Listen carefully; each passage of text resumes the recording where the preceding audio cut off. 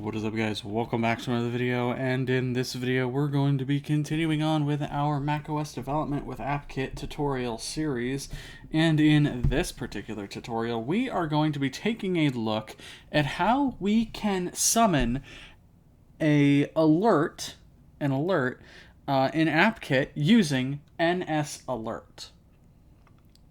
Now, if you've been using macOS for any amount of time, you have most definitely seen some kind of an alert.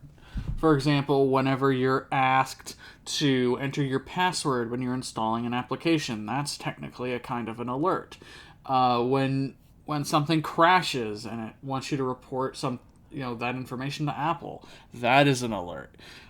When you're asked whether or not you want to allow or disallow something to be accessed, like your location on your computer, that is also a type of alert of an alert. When you enter invalid data into an application, typically you will see an alert. All right. So how exactly do we create and how do we present an alert of our own? Well, if we go into Xcode,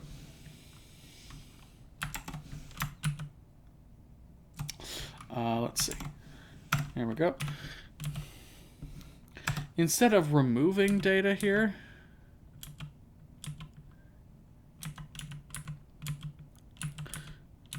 data, we'll say append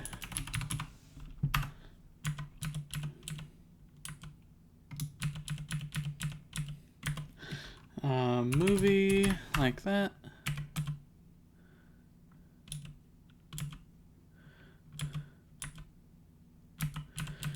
And instead of remove rows, we'll insert rows at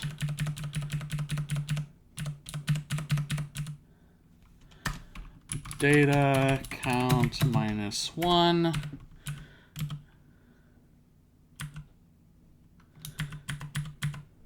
We'll say slide right for this. All right.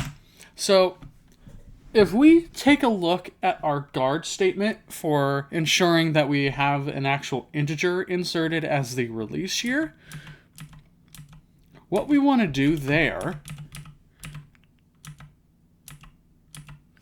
is, instead of just simply returning, we want let alert equals NSAlert .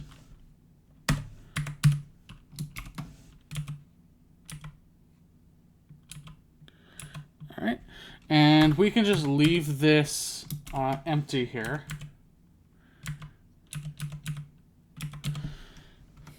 So we have an NSAlert object now, and we can configure some of its properties. So alert dot, we can say message text equals the release year that you entered is invalid because it is not an integer.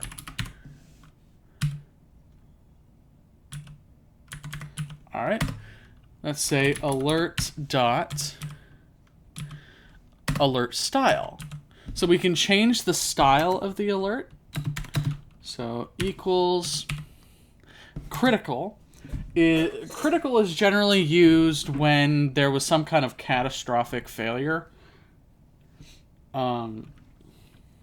So for example, let's say if you want to perform an application, if you want to perform an action, that could result in data loss, then critical might be the alert type that you want to use. Informational is for things like this, where Well, informational is more so, I guess, used for saying, hey, we were able to successfully do this, that, or the other thing. Warning is probably a better use. It's probably a better style for validation errors, because it's saying, hey, it's warning you that, hey, you entered the wrong data. You're gonna have to insert correct data. So we'll say warning. And then we can say alert dot. We can add a button. We can set the message text, set the alert style, the informative text.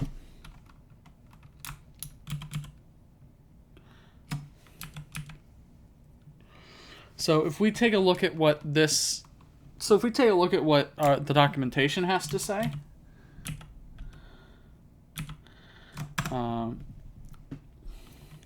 So we can switch this around here.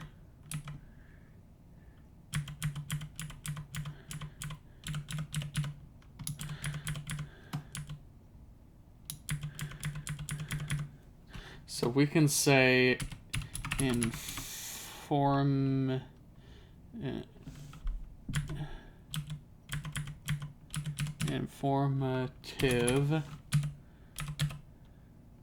informative text,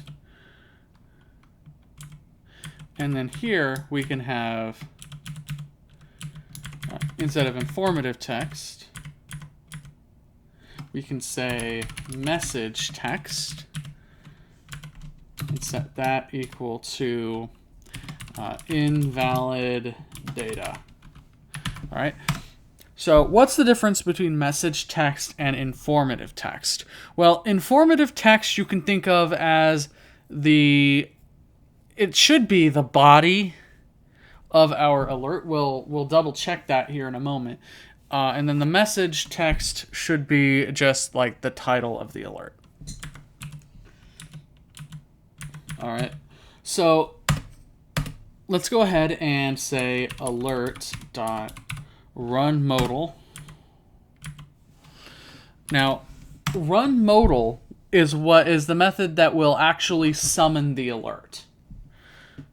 So it'll tell the alert, okay, go ahead and run. You can display now. So let's go ahead and save this and run our code. Yes, I would like to replace it. All right, we have a successful build here. Let's try to add a movie.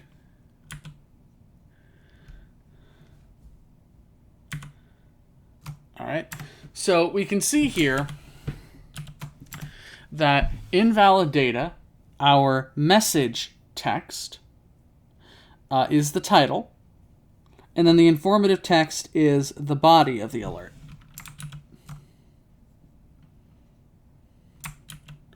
And we can hit OK to get, and the alert will automatically dismiss itself.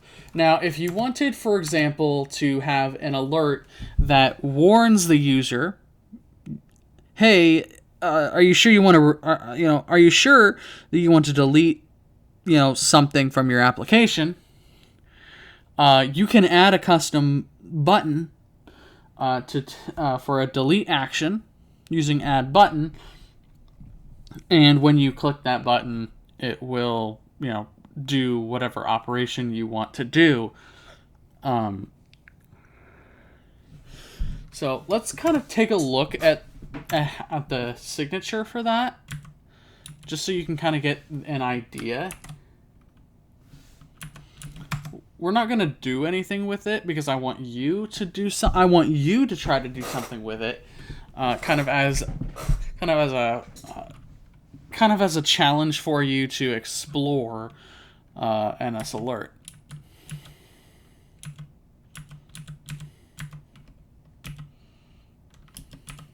So here we can say alert dot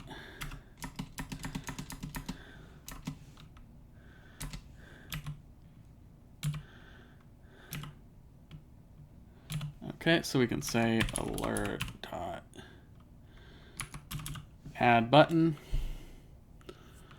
And you can see we can give it a title.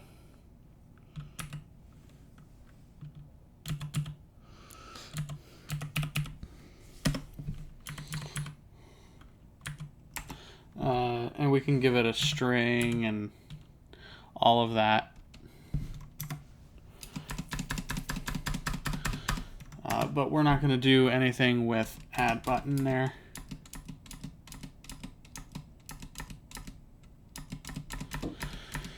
So really, that is how we can utilize NSAlert in our AppKit application to indicate to the user that something went wrong or something was successful or whatever the case might be. All right. So thank you all so very much for watching, and we'll see you in the next one.